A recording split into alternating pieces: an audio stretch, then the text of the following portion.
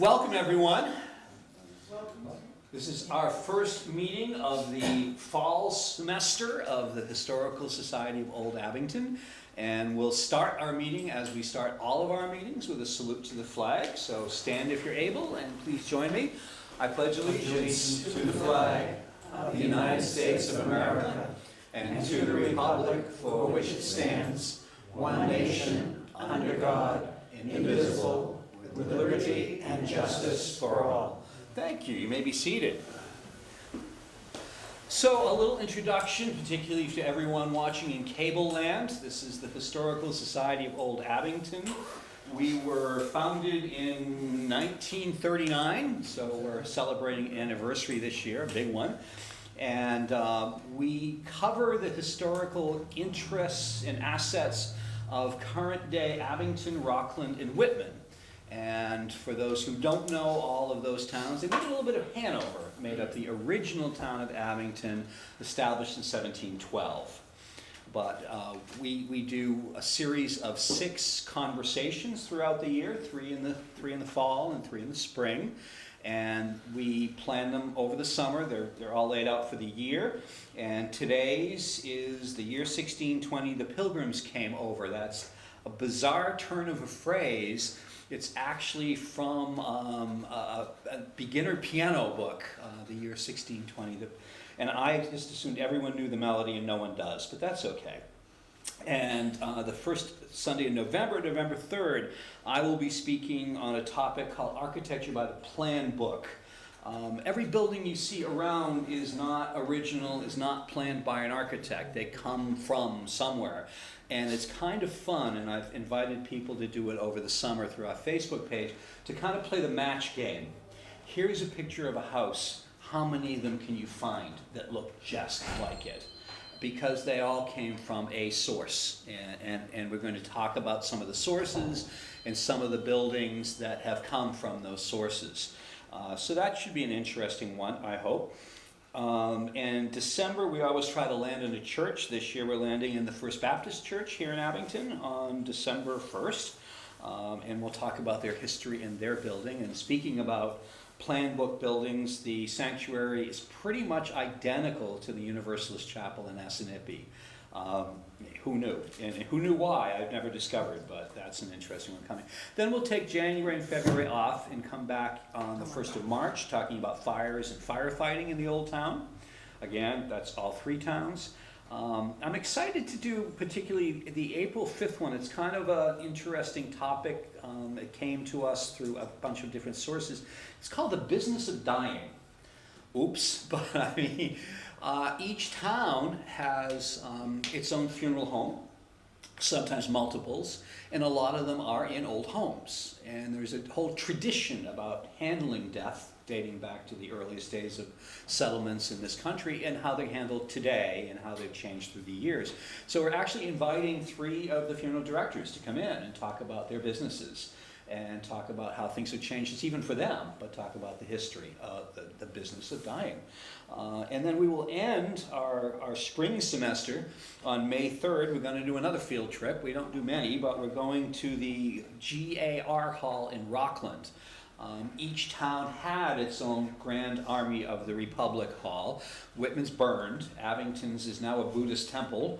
And Rockland's is still there. So we're going to go visit there and talk about the movement and the buildings in general. So we're looking forward to that one. We send out postcards to our membership for each of these programs about a week in advance. And if you want to sponsor a mailing, it's $60.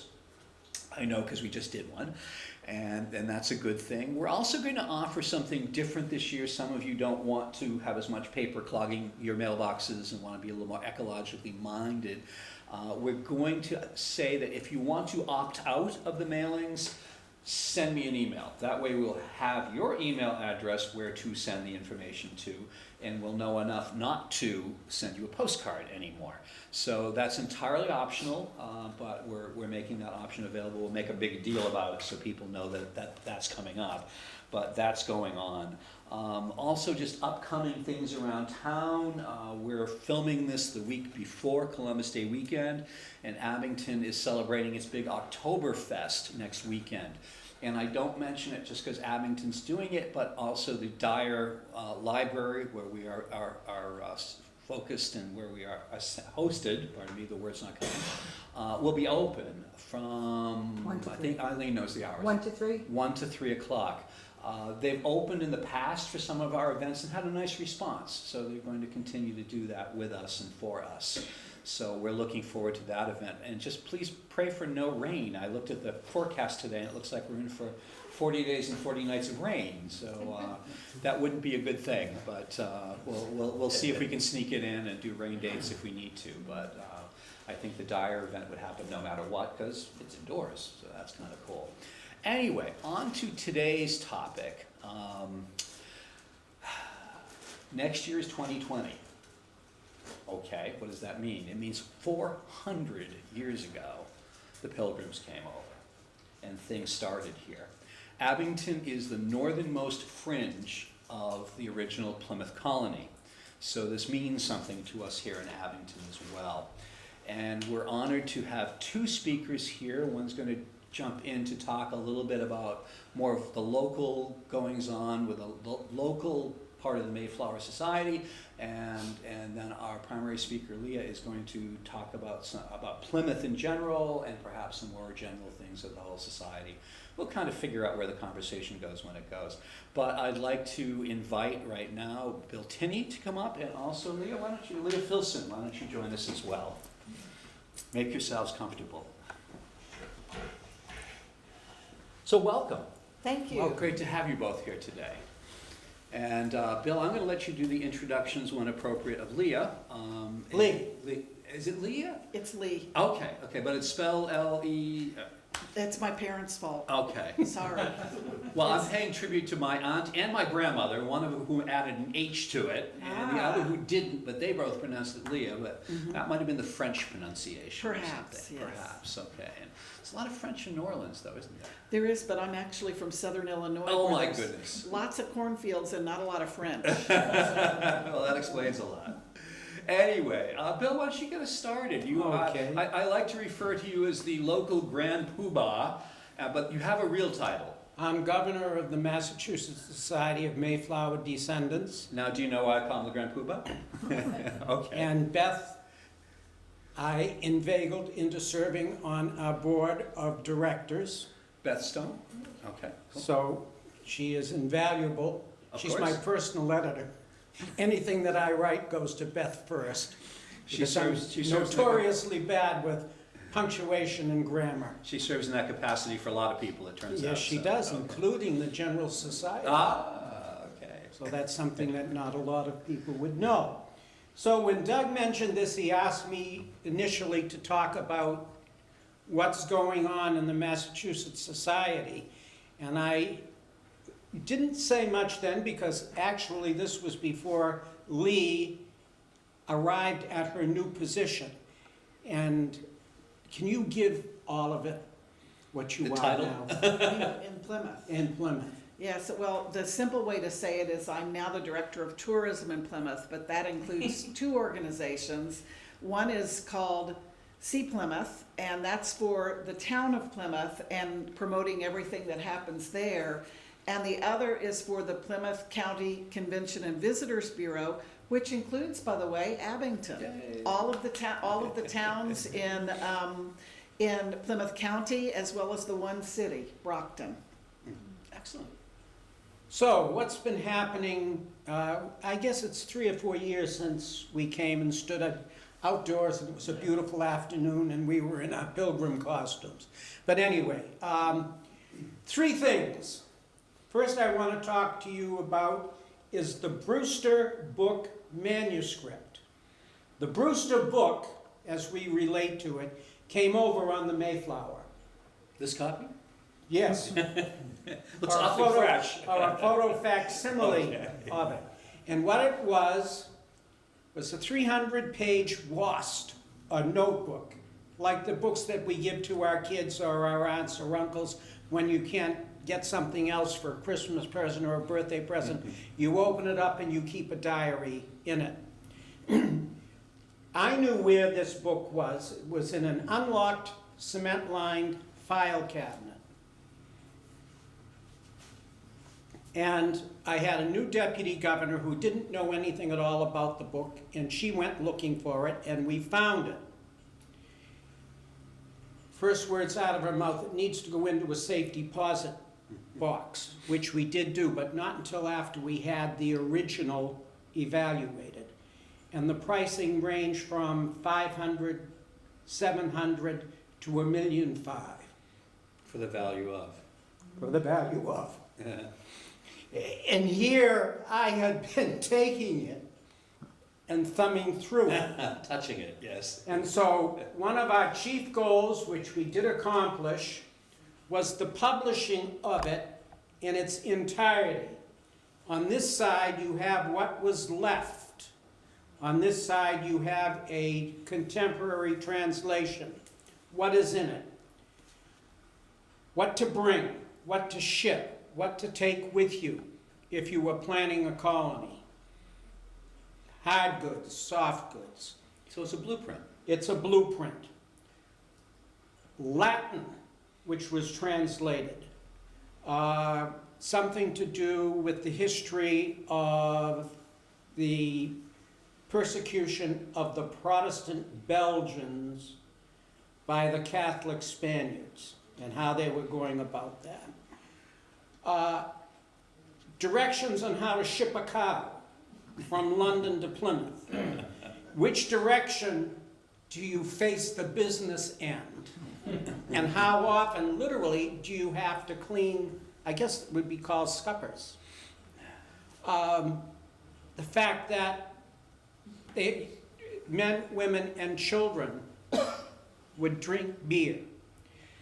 At first, we thought the beginning of the book was written by William Brewster. Handwriting analysis now says that it was written by Governor Winthrop, the first governor. Both were educated men. Both wrote and spoke Latin. Both were in the publishing business. I think Winthrop actually worked for Brewster. Winslow. Winslow. I'm glad you're here. Anyway. We'll edit that. No, I'm kidding. No, don't. I make mistakes. Not too many. Oh, okay. But anyway, this is Beth Anderson Godfrey's copy because I haven't bought one yet. They are available if you're interested, especially if you have a Brewster descendancy. The one thing I had to promise Beth The famous quote. was that I would read the quote. The settlement in Plymouth may not by date be the same when we say it's the first colony. It is the first colony to survive. The one in Virginia at Jamestown was in 1606. But they didn't bring families, they didn't bring family members, so therefore it didn't last. They kind of disappeared, didn't they? Yes. Yeah, I mean. So this says, the woman, they are so necessary in for a plantation that no man can forget them or will be well without them. And it says, provide at least 2 or 3 sufficient and industrious men, and on from there. So anyway, ladies, the person who wrote this knew what it would take for a colony to survive. It is a trove of genealogical information, and the last person who wrote in it was the man who willed this to the Mayflower Society in Massachusetts, and it was the birth, marriage, and death of his parents. So It's not something for everybody, but there will be a copy here eventually when I donate one. Thank you. Um, Two, one for the society, one for the Dyer, of course. I don't think so. I can kibitz, you know. Yeah. Anyway, so I'm gonna give this back to Beth because Because it's hers. it's hers. So that was the first thing that we had on our goal to achieve. Currently, we own, as a society, something that we refer to as the Bradford Lot. It's a small plot of land in Kingston, just off of Route 3A. It is the place where the second homes outside of Plymouth were built. And the grand poobahs of the Mayflower Society at the turn of the century, the turn of the last century, not this one, decided that they would buy this plot of land. It's maybe 10,000 square feet, 11,000 square feet. And it was excavated briefly about 30 years or so ago. And everything that was in it wound up at Plymouth Plantation. Somebody in the dark of night decided that they should have custody of it. It was not a vote of a board of trustees or a board of directors, as we call them, the board of assistants. But they went to Plymouth Plantation. So earlier this year, I got a call from a man who heads up the Historical Society in Kingston, the James River Historical Society. Man, and he's got to be in his late 80s, early 90s. We have a proposition for you. We would like to excavate. We would like to do an exploration of the Bradford Lot. I happen to know something about it because in the first year of my governorship, we had a complaint from a neighbor saying that there was a branch on a tree on the lot that was going to fall on his house. So I at least had an idea of where it was. So we are currently working towards the excavation of this property. There will be a test dig in the next 2 to 3 weeks. And we've been invited. I'm not going to get down on my hands and knees and scratch in the dirt, but there are some of us who will. We've been invited to take part in this excavation. And we are currently looking at storage of these items if they're found, and we think that they will be because they did the radar penetrating survey of it. Will be at Pilgrim Hall, which is the leading pilgrim museum in the world. So that's something we're looking forward to. And the other thing that I want to mention briefly is membership. It's an accident of birth, but the Massachusetts Society is almost 20% of the entire population of the GS General Society of Mayflower Descendants. It's because we have records. Many states do not. Maine records were intact up until 1824 when they separated, and then they did not have to keep birth, marriage, and death records for probably 40 to 50 years. It's quite a gap. So the only birth, marriage, and death records that exist would be in family Bibles, in some perhaps town records or church records.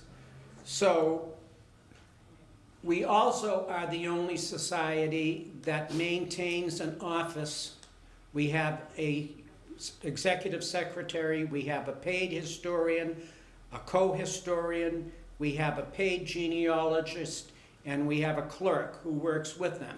The reason I tell you that is currently the GSMD has many societies that have shut off their application process because the amount of applications have driven the unpaid part-time historians who have children, husbands, wives, homes, to resign.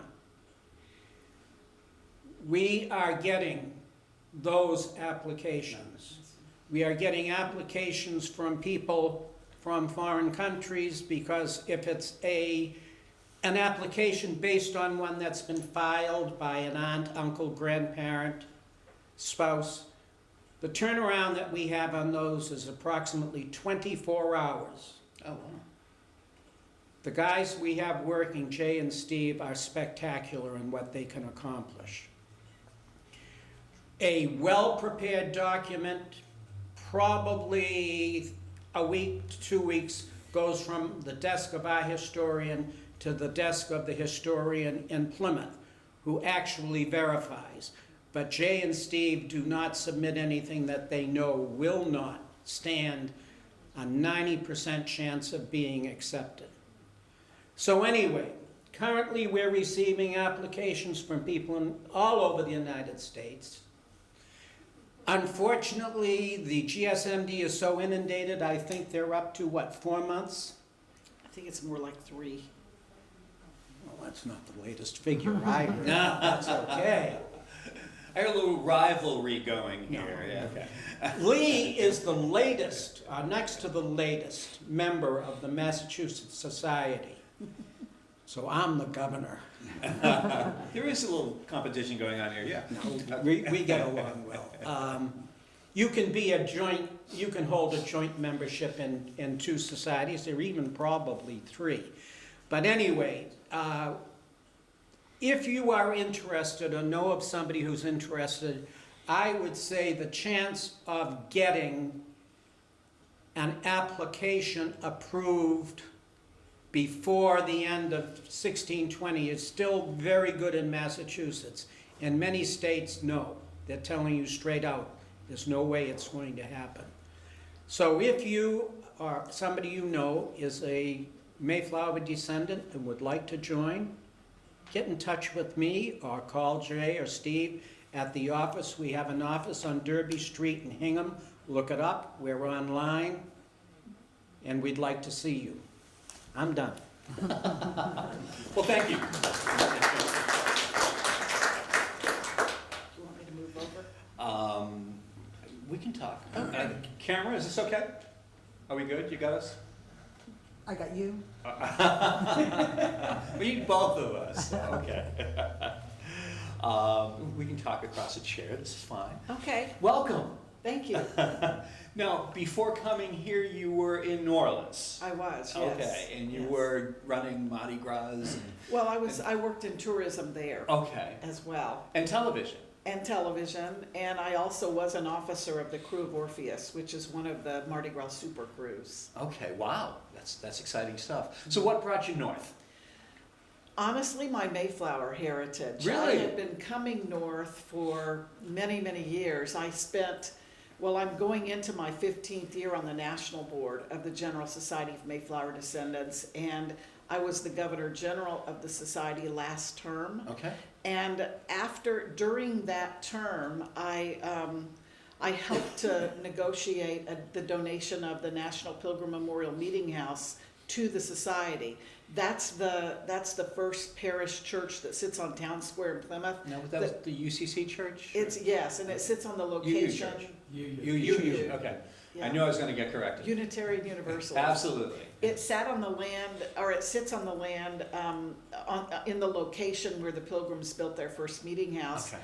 It's the 5th structure, but it was built as a memorial to the Mayflower Pilgrims, so it made great sense when their congregation fell to 50 Yeah. to donate it to the society, who would then take care of it in perpetuity. Now, are they still meeting there? They do on scheduled times. Okay. It's going to become an education center for the General Society to tell the Mayflower story Okay. to all of the people that come and visit. And it's going to be quite something when it's finished. Sounds And it. so anyway, I was so involved in that it just became necessary to be in Plymouth. And I was getting ready to retire, I thought. And so Retire in quotes. yes, my husband and I moved to Plymouth so that we could better deal with the meeting house. My husband is also project manager of the meeting house. He is the former dean of the Tulane Architecture School, and has been so kind as to help us with this project. Well, we architects just don't know when to quit. You know that by now. Tell them where your home is in Plymouth. Okay, we bought an historic home. It's at 27 Leiden Street, and it sits on the location of the Pilgrims' first common house. And in 1620, when they first landed, the first dwelling that they built was the common house, where they stored things and they worshiped, and then later very sick people were kept. Yeah. That common house burned to the ground, and they saved many of the sick pilgrims who were in it from perishing. Then a second one was built, and then from then on it was a garden plot and but the house that's there now is from the mid-1700s. Oh, wow. And that's where we live. Exciting. And I assume there's been some modernization.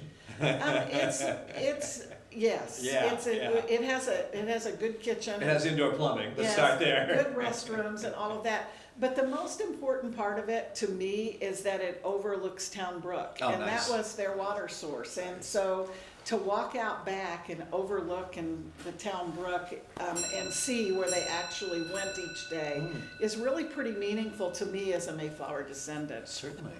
And you can walk to a lot of things from Oh, that you can walk that everywhere. address. Yeah. It's right in the heart of the historic That's district. very So good. if you walk past, if you're walking up Leiden Street and you see me, wave, and I'll take you to the backyard and show you Town Brook. Perfect. Absolutely perfect. Now, your new job title is very broad. You cover a lot of different aspects of things. What is your primary focus at this point? I mean, you must be facing deadlines Well, with obviously- 2020 coming and everything else. So where is the thrust of the work right now? Obviously, it's 2020. Yeah. But not 2020, not only just for the town of Plymouth, but for the entire county and area. In the next 10 years, all the way up the coast, there are going to be towns celebrating their 400th, all the way to 1630, and that's when Boston will celebrate its 400th. And so a lot of those towns that the Pilgrims left and helped to found are also in Plymouth County. And so because the Pilgrims landed in Plymouth, it's a natural tourism destination and really does help the economy of all the other towns as we bring in people and increase the economic picture.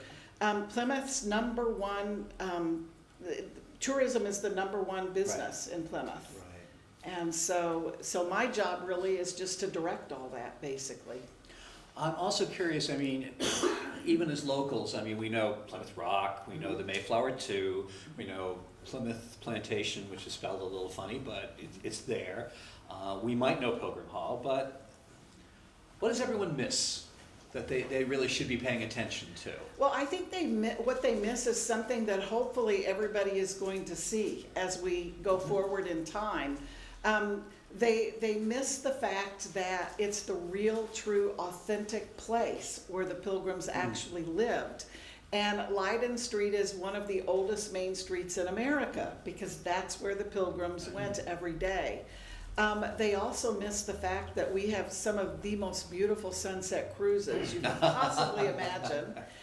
There's everything from water sports to going and seeing how cranberries are harvested to, there are many, many things that you could miss. In today's atmosphere, in today's time, Plymouth also has become really kind of trendy. The section in the historic district along Court Street and Main Street now is home to just some incredible restaurants. It's home to some incredible new spirits type businesses like Craft Beer Cellar and Mayflower Brewery, and 1620 Winery is now down on the waterfront. So it's kind of, it's fitting for millennials as much as it is for all of us history people who love history, and you just can't get enough of it. I mean, if you do love history, there are things going on there every weekend, many nights of the week. so many things to do there. And where's the best place to learn? Is there a particular website? Is there something to subscribe to? Well, if you want to learn about 2020 and what's coming up, there's a couple of them. Okay. One is from my office, and it's called cplymouth.com. That's pretty easy. S-E-E. It's as in cplymouth.com. And the other is Plymouth 400 Inc. Okay. And that particular website, the Plymouth 400 site mostly talks about they have like there are 5 signature events that will happen during 2020. The other website helps you with where to stay, what to do, where to go. And then also, I might suggest that you also go to themayflowersociety.org, because there you can kind of get a feel for the pilgrims and what's going to be going on in 2020 for the society. Okay, okay, excellent. I'm curious, something that has come into the national conscience, I think, more in the past decade, or maybe even more, is the Native American involvement in this. Are they participating? Are they protesting? I mean, how is this interfacing between the cultures? It's really interesting, and I'm really glad you asked that, because it's a big part of the story this time. The Wampanoag, first of all, a little history. The Plymouth, the town of Plymouth was once called Patuxet, and that was a Native American village, and the Pokanoket tribe lived there. That was one of the tribes where Massasoit was their sachem and lived. But through time, all that's changed. The Pokanokets are not federally recognized, but the Mashpee Wampanoags are. Exactly. The Wampanoag Nation covers a whole lot of territory. It does.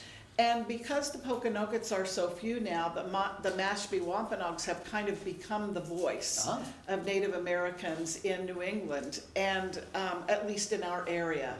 And even though the Pilgrims didn't actually deal much with them, because they were over on Cape Cod, and back then that was pretty far apart. The Wampanoags, yeah. But nonetheless, in 50 years ago, when this was celebrated, the Wampanoags had asked to make a speech, and when they sent their text in for the speech, they were not allowed to speak, and so it created protests and all sorts of really horrible things, as it should have.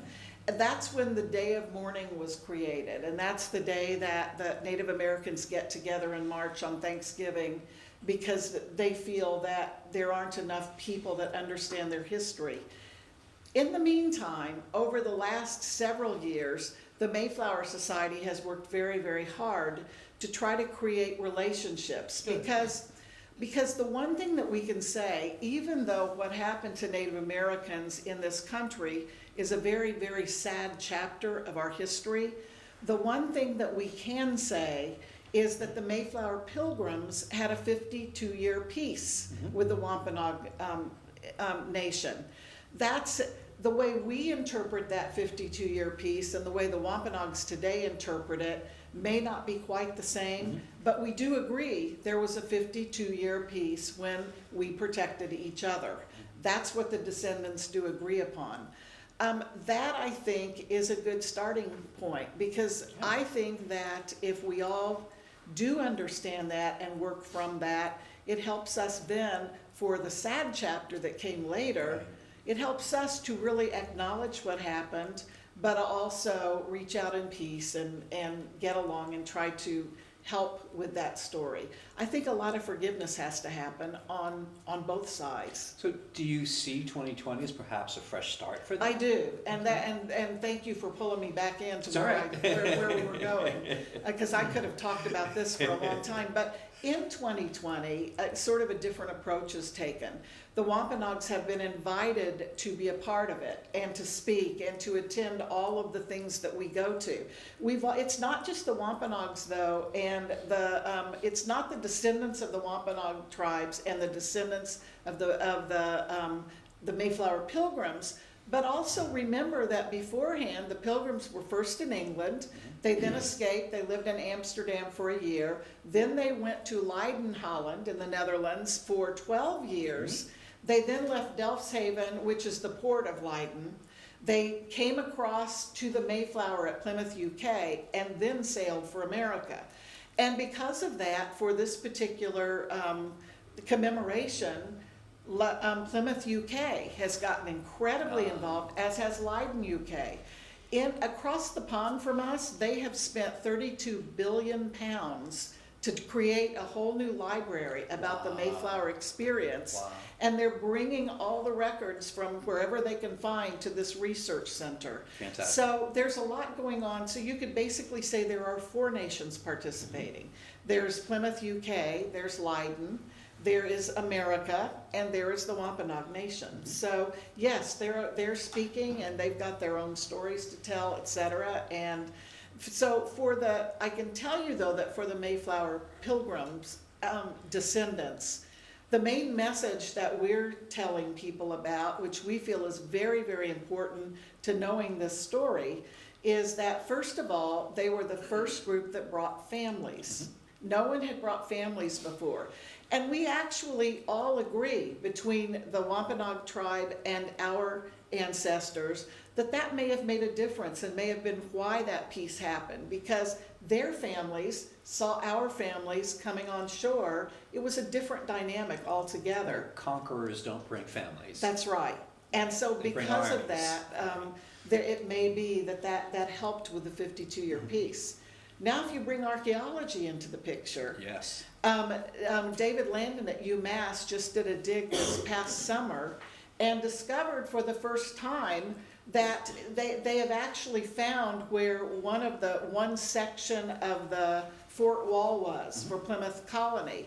And they have now found enough evidence that leads them to believe that there were Wampanoag settlements literally on the other side of the wall. Wow.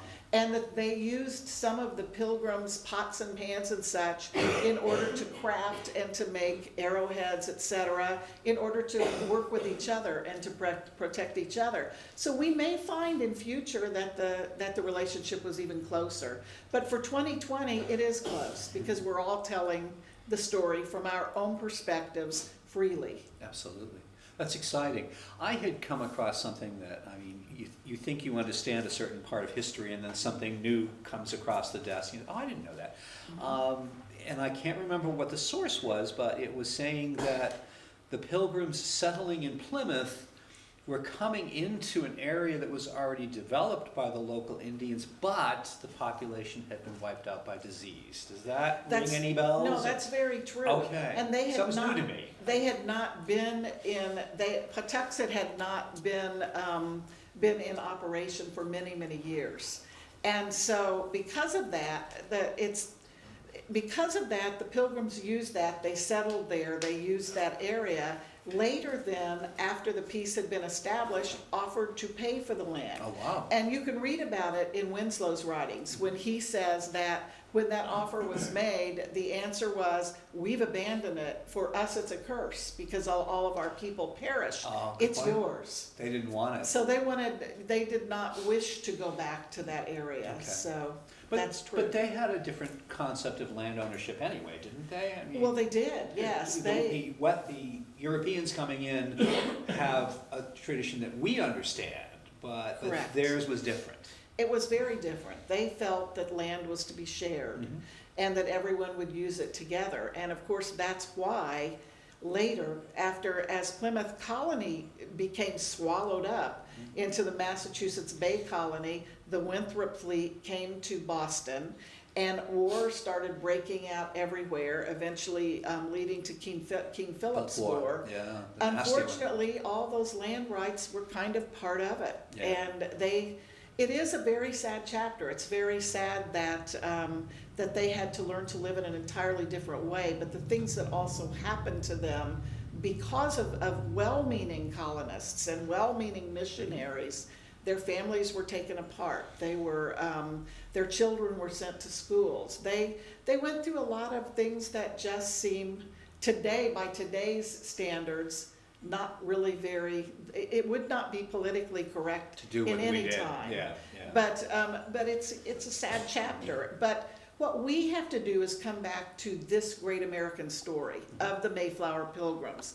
And we have to come back to the fact that the Pilgrims brought families, and the families together the Wampanoags and the Pilgrims were able to live for 52 years until all of the other things started happening. Politics. Yes. We have to thank also the Mayflower Compact, that before they came ashore in Provincetown Bay, they signed a document which brought democracy. We are sitting in the cradle of democracy. Absolutely. That's a story that's wonderful to tell. It later influenced the Massachusetts Constitution, and then of course Which influenced the US Constitution. Yes, Yeah, yes. yeah. And we have also to thank the fact that after that first year, after the Native Americans helped to teach the Mayflower Pilgrims how to plant, at the end of that year with a fine and a good harvest, they had a 3-day festival. And later on down the road, Abraham Lincoln created the great American holiday Thanksgiving as a symbol of what had happened there. So you look at it all, there are good parts, there are bad parts, but you have to be very thankful that there are groups of people now, meaning the Mayflower descendants and the Mayflower Society, that really wants to keep this story alive so that we all understand how democracy got started and how important it was to the founding of this nation. And keep it real. I mean, that's the other thing. And it's authentic. And if I put my tourism hat on, I can tell you that the number one thing that people look for when they travel are experiences and authentic experiences. And you can't get much more authentic than New England. No, we are it. I've been troubled through the years running across like tour groups and such who have this idealized version of pilgrims in particular hats with buckles and shoes with buckles, and it's like, you know, these guys were like nomads. They were a little more rough and tumble than you would like to necessarily believe. Some of them well educated and spoke Latin and everything else. And that's true. But they're coming from an interesting background, and things were rough. Yes. And there's a sanitized version out there that always bugs me. I mean, Yeah. we know when they came over, they were first in the tip of the Cape and didn't stay there, and then they did stay on Clark's Island, I think, for Just a very short amount of time. okay, I thought it was their first season or something. They were there. Okay, and then moved on to the rest of the land from there. Right, they ended up in Plymouth, mainly because they could land there and it was peaceful waters, and they weren't having It was to. sheltered. Yes, not having to fight all of the problems they'd had with traveling before. But it can be sanitized, but it's kind of like I was talking to a friend the other day about history itself and about genealogy and how we look and we find out things about people that came before us, whether they're Mayflower descendants or not. You find out that an uncle looks like you, or that someone else, and you immediately put your own lens on and assume that you would have been best friends and they would have approved of everything you did. Probably and you would not. Have been. And the truth of the matter is we've all got scoundrels in our families. We've all got people that probably would have believed diametrically opposing things to us. But it's really fun and that's how I think the sanitization also happens. I think you're right. We want to project onto them what we wanted them to be. And then if you look at the ages we've gone through during the period of the Victorians, that's when we became totally cleansed perfect. everything. Yes. And so it is so important to look back at history, because history is what informs the future. Absolutely. And it's through looking at that history that we can really learn what mistakes not to make in the future. Exciting. Now, another thing that I'm vaguely aware of is happening, I'm not sure the timeline or anything else, is Mayflower 2 has been undergoing major renovations in Connecticut, perhaps? Yes, at Mystic Seaport. That's what I thought. And it's now been relaunched. It has to go through sea trials. Okay. Once that happens. She's coming back. She is coming back. Okay. She's going to travel to Boston in mid-May to do a 4-day event with the USS Constitution. Oh, nice. Which will be a nice way to also bring her back and to help them to raise much-needed funds. Yeah. And then from there, she will make her way back to Plymouth, her home, and we will be there to welcome her. Fantastic. Now, have the renovations been so extensive that we have to refer to her as the Mayflower 3? Or No, is this a actually, fixed up 2? You know, it's really interesting you should say that, because there were many, many Mayflower ships. And they did some research and they have learned that there is no maritime law that says that they can't be called the Mayflower. without anything else. No additional numbers after No it. numbers, Okay, anything. okay. The reason they did it to begin with was because in the 50s, they were afraid people would think that was the actual ship. Yes, of course. You know, we know now, it's Sanitized. way past time, that it could be the actual, so they're dropping the two. Oh, And she's now gonna, and I'll Just tell the you Mayflower. officially, for the first time here, she'll be known as the Mayflower. fantastic. That's Going forward. exciting. And you heard it here first. Excellent. And as I'm turning to the audience, I'm realizing we're just a runaway train here, Yes, and I'm sorry. thinking, no, don't apologize. It's wonderful. And audience questions. I mean, as we're talking along here, is there anything particular you want to know about that we've talked about already, or that where we haven't taken the conversation yet? Otherwise, I have a few more questions, but I want to take a moment. Bill, A couple of points. We know, we both being reach our side. Mayflower descendants, that it's unlikely the colony would have survived that first winter into the spring without the help of the Native Americans. Oh, yes, yeah. Okay, They knew how to it's- do it. It's not said often I agree. enough. And it was those nasty Puritans from Boston who caused all the trouble. Ah, Not the 16 Pilgrims. 1630 or something when they came on board. Not the Pilgrims And- who were separatists. And because the Boston folk didn't come here for religious freedom. Of sorts. Okay. Of There's sorts. there's a difference between Puritans. Mhm. The Pilgrims were called Puritans because all separatists were put under the same umbrella. But there really is a difference. The Puritans from Boston that would have been on the Winthrop fleet and those ships after believed that they should fix the Church of England, Ah. but maintain it. The separatists, which were the Pilgrims, said, we don't We're want to be a done. part of the We're Church of done. England. We want to govern ourselves and we want to worship as we see fit. So there is a big difference. Okay. And honestly, Bradford in his final days would never have known he was going to have this sort of effect. He actually really was very sad at the end of his life because he thought the experiment had failed because the Massachusetts Bay Colony was swallowing them up. Yes. And it was the end of Plymouth Colony. But little did he know that it really ended up, because of his writings and because of his and Winslow's and a few other things, that it would become such an important story to America. Absolutely. No, that's a good one. And Marilyn. From whom are you descended? Oh, well, I'm Good descended, I had 8 people that were on the ship. I had Isaac Allerton, his wife Mary Norris Allerton, and the 3-year-old Mary Allerton Cushman. She was later Cushman. But little Mary Allerton, who was 3 or 4 years old, those are 3. I also had Gregory Priest, who eventually married Isaac Allerton's sister, was married to Isaac Allerton's sister. I also have Stephen Hopkins and Elizabeth Fisher Hopkins. He's the one that had the shipwreck in Bermuda and was quite a character and got fined for serving beer on Sundays. I also have Francis Cook and Edward Doty. Edward Doty was a servant of Stephen Hopkins. And I only go into that because every one of them have such an incredibly interesting story.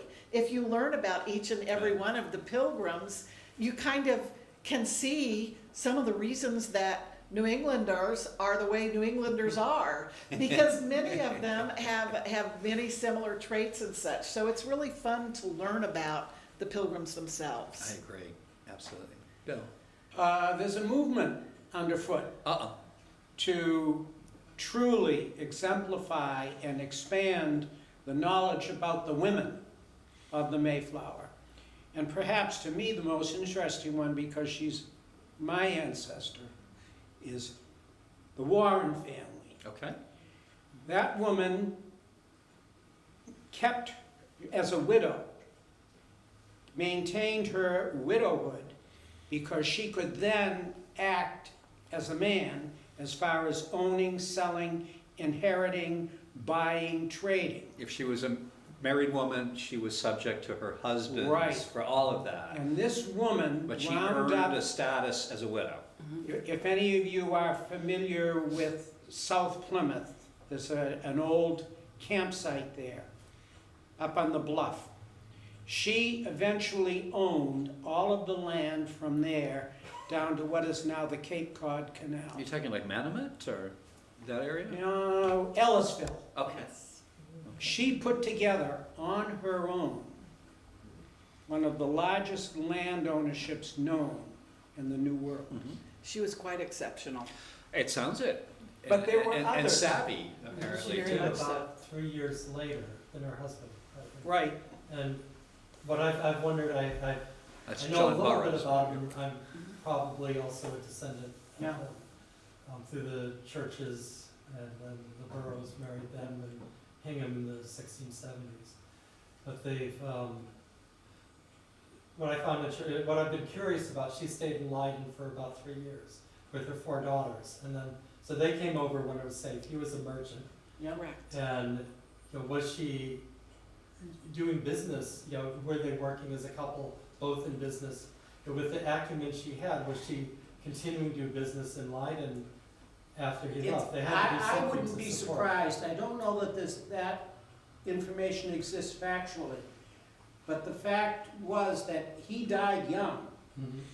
and she was, They had sons by that point, but they were, and Infants. the oldest son tried to take it all away from her.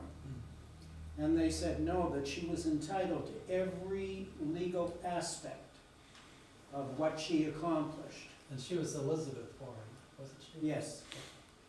So it's Interesting. Very interesting, she fought to keep So- to become one of the proprietors of the colony. So are we also the cradle of feminism here as well? I mean, Well, I it's think beginning to it's- sound it. I think we could be, because if you also look at the Winslow family, as Winslow traveled back and forth, often, at one point, he even deeded some of his land to his mother because she was a widow, Ah, in order to keep, there, many times that widowhood was a really good way for women to have more of a say. Clever. You know, Very same, clever. same with the Hopkins family. Yeah. I mean, there are many instances of female pilgrims that we just didn't know and we're just starting to discover because frankly, no one had researched them Right. until the last 10 or 15, 20 years. I mean, Yeah, it's been since 2016 that you could join the Mayflower Society on a woman. Oh, okay. And I'm very happy to say that that happened under my term. Yay! And by the way, I was only the 4th Governor General of the General Society of Mayflower Descendants since 1897. So there, I was the 4th woman, so, And there isn't a 5th yet, so. not yet, but Okay. I'm hoping. You're still holding the record. Uh-huh. Good for you. It That's may exciting. happen this next Okay. Congress. Okay. Absolutely. And we're supporting everybody. John Burroughs. What the Oh. legal official information you have to have to apply to the Mayflower descendants? I'm sorry, I didn't get the whole question.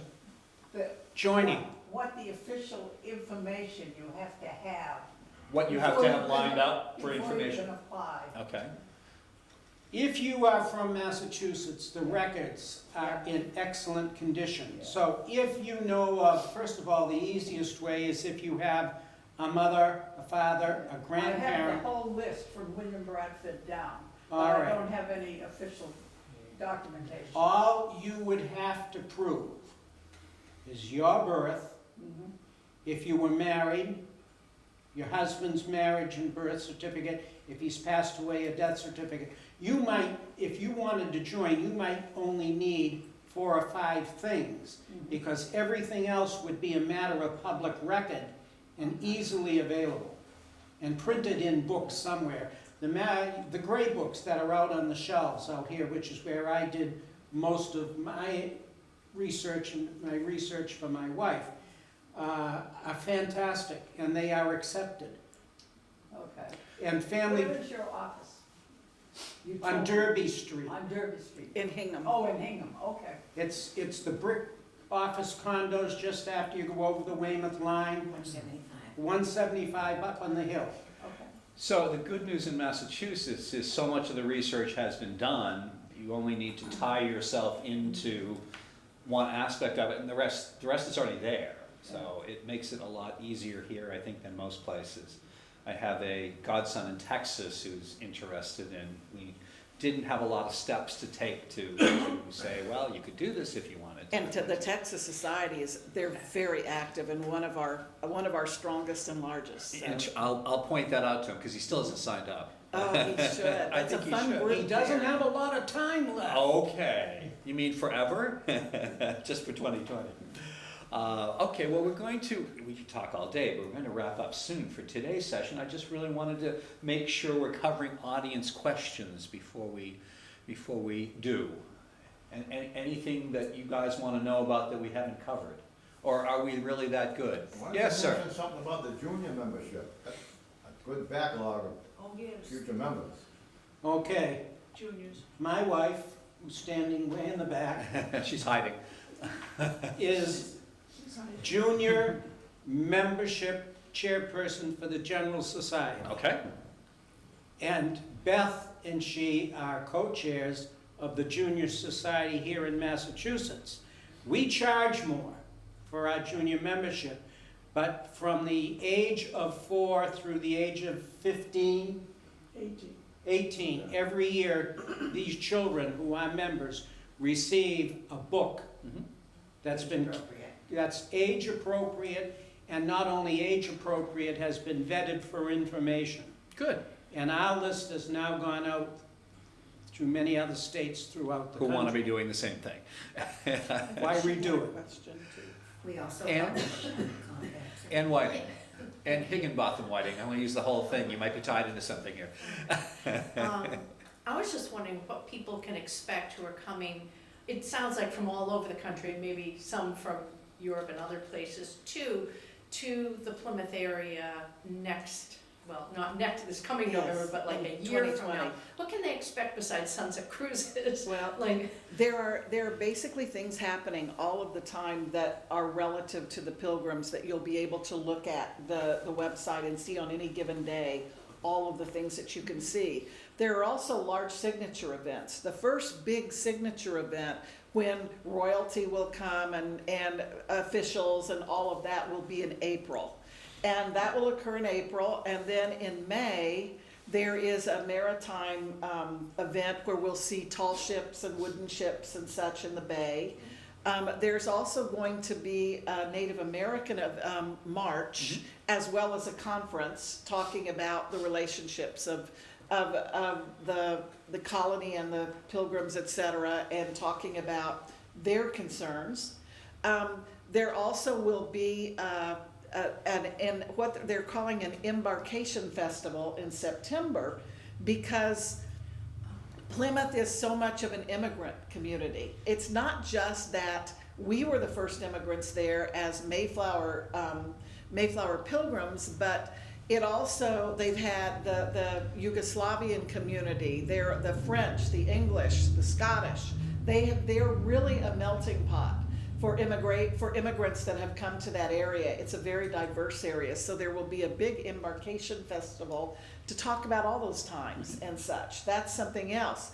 The Mayflower descendants are also going to be taking ferries from Boston, Provincetown, and from Plymouth, all to Provincetown Bay, where they're going to drop a wreath in memory of the Pilgrim ancestors. And then the Mayflower 2, I'm catching myself. The ship Mayflower will also be there to do a recreation of the signing of the compact. And then there will be, the Massachusetts Mayflower Society is doing a naturalization ceremony at Memorial Hall, in which there will be people in Mayflower pilgrim attire that accompanies them in and welcomes them to the New World. 102, because there were 102 people on the ship. And then also the National Pilgrim Memorial Meeting House, which we call the Mayflower Meeting House, is the church that was in Town Square where the Pilgrims first built their meeting house. That will be rededicated during that period. So there are all sorts of things going on, but there are also things for every single day, 7 days a week. You'll be able to come in and look at a calendar and see all of the things relative to that history, as well as all the other things going on. Also, on Friday nights in July and August at 6 o'clock, if you meet at the Mayflower House, they duplicate the Pilgrim Progress, which occurred the first winter where a drummer would stop from house to house and pick up all the pilgrims and walk them up Layden Street, up to Burial Hill for a service, and then walk them back to the Mayflower House. And the Mayflower House has authentic costumes, and they will supply them. So you may dress in costume You're gonna be and doing a lot of follow the walking. beat of the drum. And 51 people can do it, because that's how many were alive at the end of the winter. But you do not have to be a descendant No. to take part in this. You can come and wear the attire and do it. And by the way, it may be happening much more than just July and August Oh, they're next gonna year. add to it, because right now Yes, it's just. you may see August. that the schedule is much That was larger. wonderful, wonderful. And call the Mayflower House if you wanna do it, or get a hold of Cindy Tinney through here. She can register you, and you can do that, you can walk You it. can use your inside Abington contacts, yes. Why not? It Absolutely. works. It We're works. here. Yes. Okay. Drop names, I like Now, I have a question, Lee. Uh-oh. He hasn't asked it yet. He and a group of people put on a great show in the fall, encampment Oh, that's in the spring. in the spring. Oh, yeah.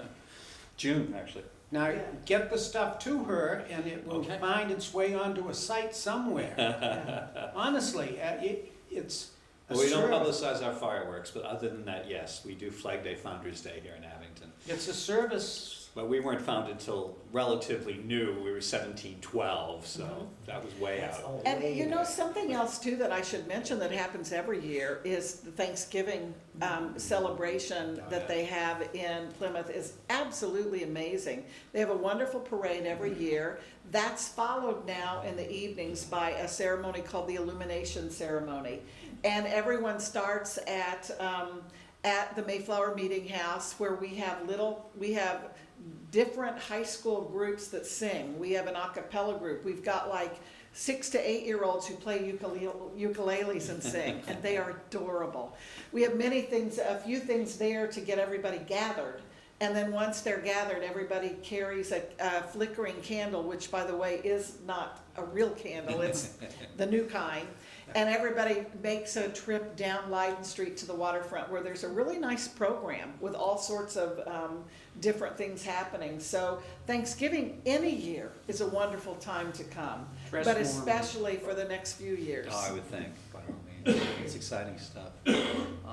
John Burrows, did you have a general question? I saw a hand up. More observation, I've been reading economic histories of the Mayflower, and bolsters what you were saying about their connection with the native people originally. The payback for the investors was in sending furs, looking for a source. They wanted to be on a major inland waterway. They landed in a place that didn't have it. They ended up going up to Maine. But King James liked beaver hats. And Russia was going 2,000 miles east of Moscow to get beavers. Beavers had been extinct that far on that continent. And so trying to get to American beavers, and the French were going all the way out to Minnesota. And so trying to get a place, and when the Mayflower Company became successful economically, it was when they started being able to ship large enough amount of beaver hats. So they needed the native tribes to catch the beavers. So there wasn't an interest in pushing them away. They had this strong economic tie. There was an interdependence. And at the same time, the Native Americans, truly that tribe many had died and their numbers had dwindled, and they needed the protection too. Yeah. And the Pilgrims brought firearms, It's a which very, they had very not been using. complex So it's story. very It's interdependent. very different from what we learned in Mhm. school growing up. Yes. I think we're all going to learn a lot within the next year or so, because Yes. obviously this is going to hit major publicity, and I'm pleased that we today have been part of that, because we are on YouTube as well as local cable and everything else, so it's kind of exciting to be learning what we're learning here today. I thank you for joining us. This has been very Thank you. illuminating. I'll just use a word you just used. And, Thanks, it was a pleasure. and quite wonderful. So Truly an honor to be here. We'll Thank you. we'll be following the progress and learning more as we go. So I'm going to invite everyone to join us in the back room for refreshments. I'm going to invite everyone to come back in time for our November program, which I am doing. You'll have to listen to me for an hour or so. And that is November 1st, I believe. Do I have that right? I don't have my glasses on, so I suppose I should do that first. November 3rd, okay? Good thing you checked. Absolutely. You can't have it wrong on cable. Anyway, so again, thank you. Thank you. Thanks for being here. Very good, very informative program. And if you were too shy to ask questions, I think we'll be hanging around for a little bit, so you can ask them face to face. And one other exercise I always do here is, how many people in the audience are members of the Historical Society of Old Abington? Raise your hands. Okay, look around to anyone who didn't raise their hands and make them feel welcome. And I'll see you all in the back room, and thank you all to Cable Land. Thank you. That was delightful. Enjoy. I think we do well together. Yes.